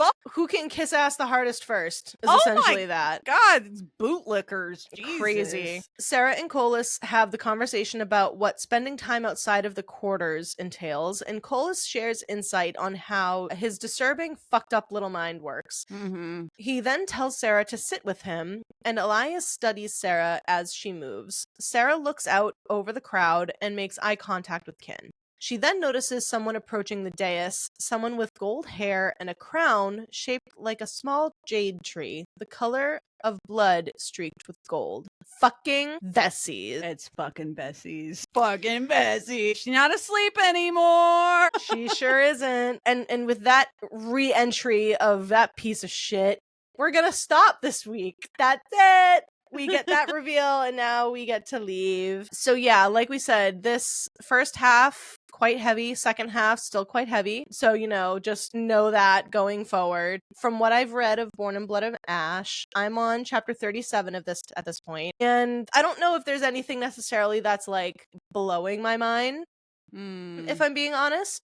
I'm very curious to see. I'm pulling up, like, my messages that I've done. I'm curious to see where it goes, but what did I had a future prediction that I want to share with you all. So this is going to be, I guess, oh no, I'll wait until we get to the end of the next one, and then I'll do because I don't want to do anything that might spoil potentially this one.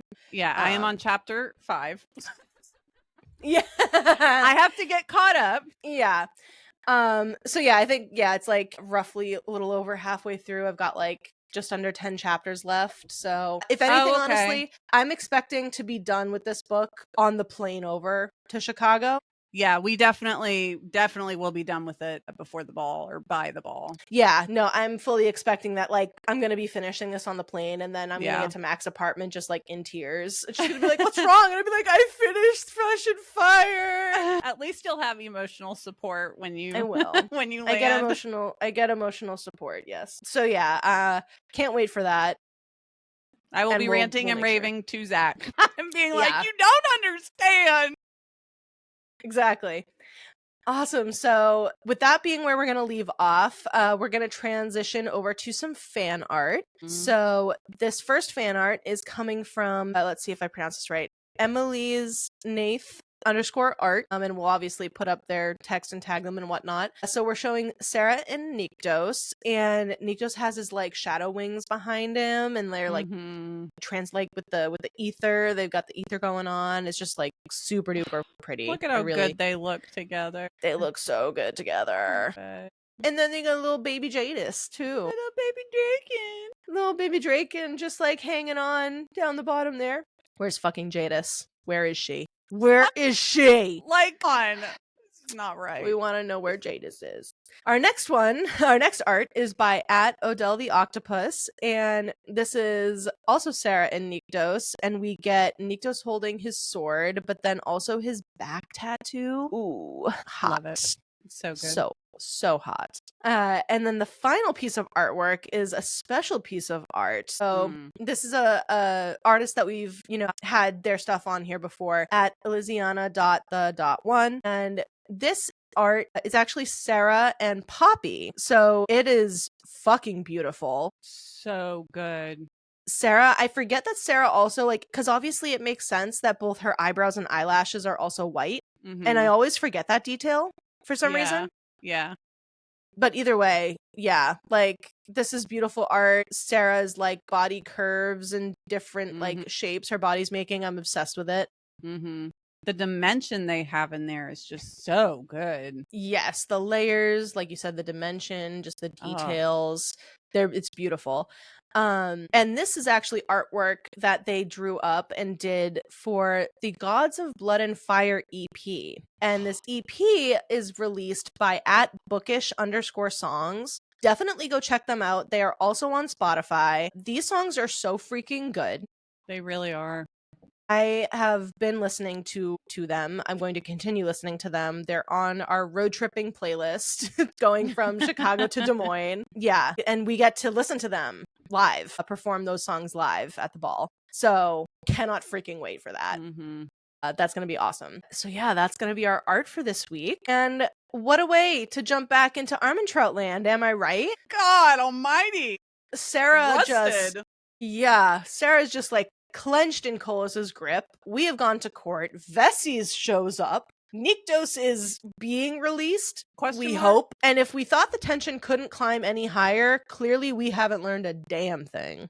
Yeah, and going into this next half of the book, which I'm still finishing up, I mean, it's kind of good because I remember how it ends, but I don't remember the skip and hop that it takes us to get there. So yeah, it'll be interesting to see how this pans out and what happens. And we know that there's one more book in the series, so it's the last one.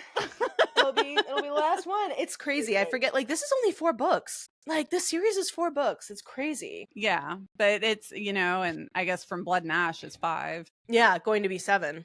When you do them, the big tandem multiverse, it's a shit ton.